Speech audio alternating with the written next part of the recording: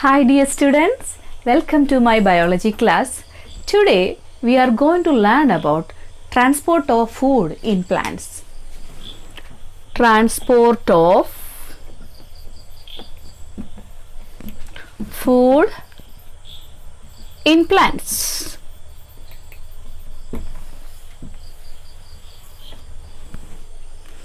In the previous class, we have already learned about the transport of water and minerals in the plants. We all know that plants absorb water and minerals from the soil by means of roots. Thereafter, these are conducted through the plants with the help of xylem tissue. Now let us study how the food materials that are synthesized in the plants are transported.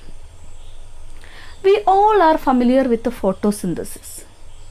Photosynthesis is a process in which the plants prepare their own food by using the inorganic raw materials like carbon dioxide, water in the presence of sunlight and chlorophyll. They prepare glucose and is stored in the leaves. From there, it is transported to different parts of the plants with the help of a specialized vascular tissue. That is phloem tissue. Then, let us understand more about phloem tissue and its function. First of all, let's learn the components of the phloem tissue. Phloem tissue. Phloem tissue is a complex permanent tissue. It is also known as a vascular tissue. It is composed of 4 types of cells. They are number 1, sieve tubes or cells. Second one, companion cells.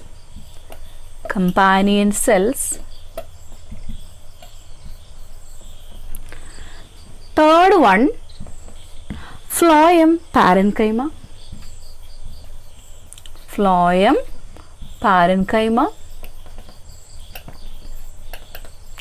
And fourth one, phloem fibers.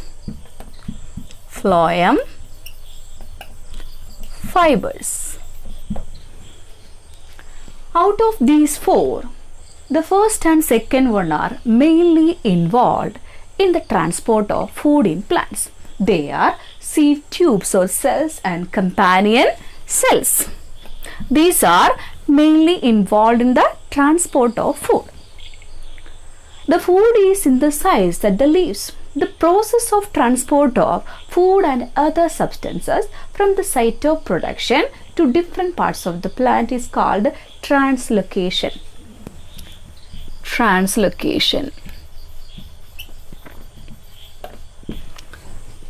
Which means that translocation takes place through phloem tissue, especially by the sieve tubes and the companion cells. So sieve tubes are elongated cells. Let us look at the diagram of the sieve tubes.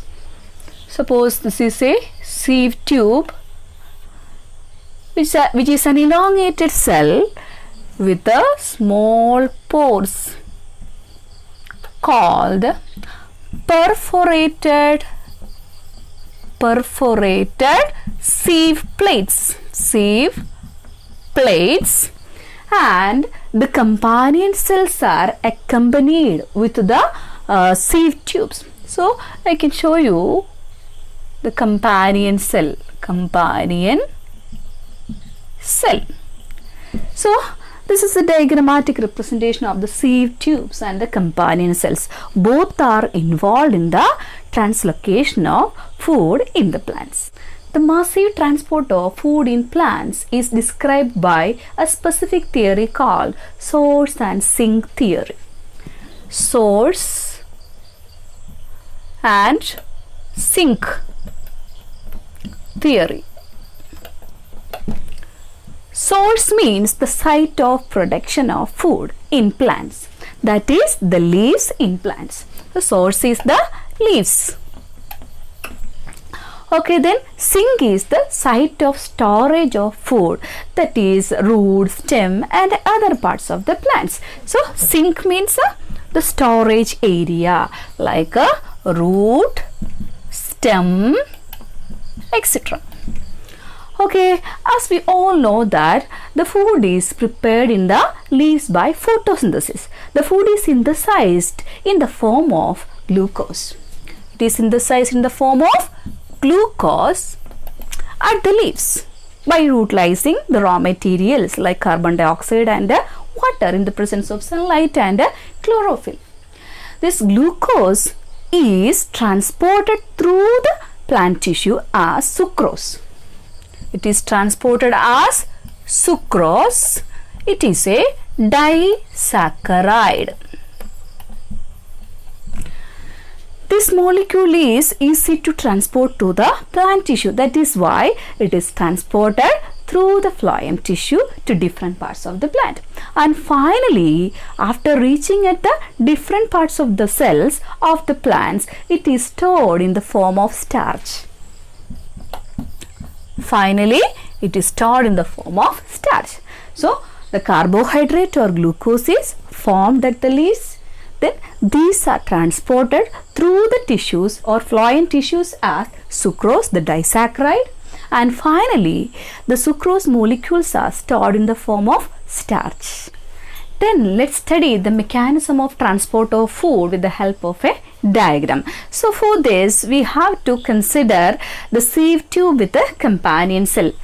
So sieve tube, suppose this is one sieve tube and with a companion cell.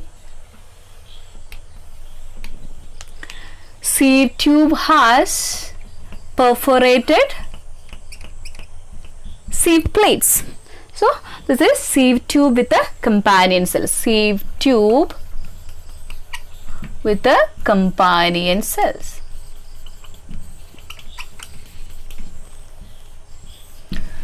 Okay, then let's go to the leaves. So leaves are the site of production of food. It is synthesized in the form of glucose. So let's begin from the leaves. Leaves, then glucose. Then this glucose is transported in the form of a disaccharide known as sucrose. Sucrose. This sucrose molecule is transported into the phloem tissue. These sieve tubes or companion cells. So it is get into the sieve tubes through the companion cells.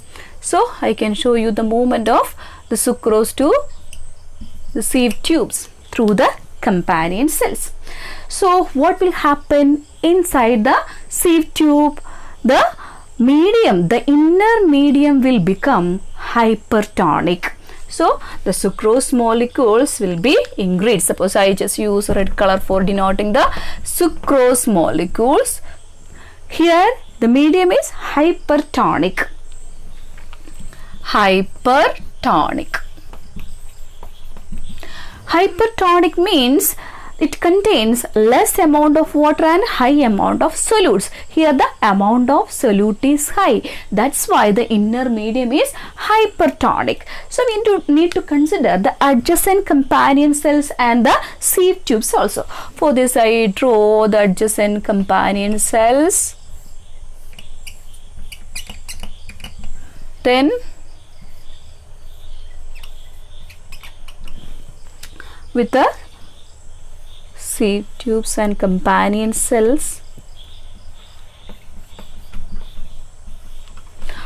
Okay, then when we consider the medium inside the sieve tube, it is hypertonic, so that the water molecules from the adjacent cells get into the sieve tubes. So water molecules from the adjacent cells get into the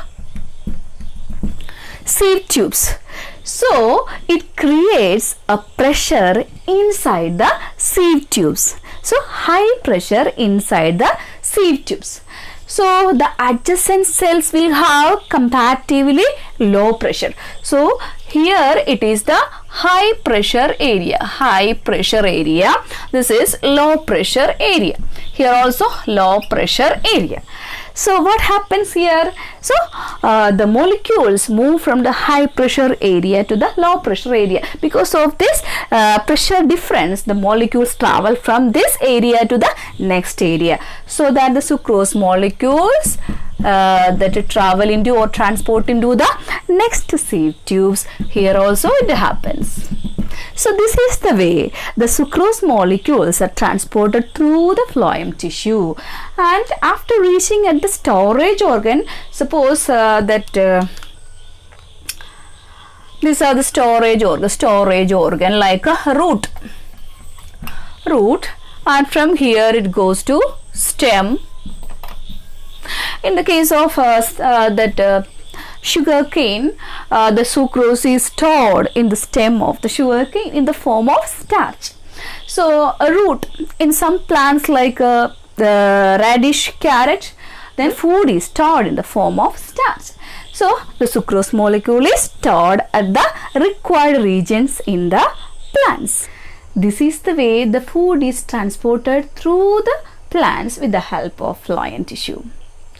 Then it is stored in different parts of the plant.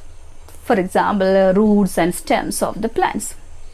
But during the spring, when the birds require more energy, the stored food is transported to that particular region. So sucrose molecules will be transported through the phloem tissue and are reached to the particular needy region of the plant. So we can understand that the movement of food in the plant is multi-directional, and it is an active transport also. Today we have learned about what is translocation, what are the components of phloem tissue, how does transport of food take place with the help of phloem tissue. I hope you understood the portion well. With this, I conclude my session. Then thank you and have nice moments.